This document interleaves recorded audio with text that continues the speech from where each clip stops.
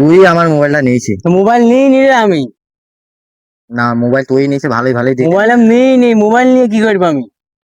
মোবাইলটা তুই নিয়েছিস, আমার মোবাইল। আমি বাদে তো মোবাইলটা অন্য দিতে। অনেক নিতে পারে, আমারই সন্দেহ করিস কেন তোরা? না, তুই মোবাইলটা দে।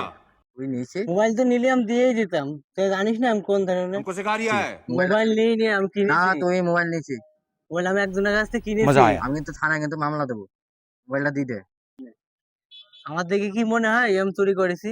আমি চোর নাই, আমি একজনের কাছ থেকে মোবাইলটা কিনেছি, না, বিশ্বাস করছি তুই না আমার। और मैं তুই ये जो আমার मजा মোবাইল है। তুই কিনেছিস না, তুই মোবাইল তুই কিনেছিস, ঠিক আছে, কার কাছ থেকে কিনেছিস?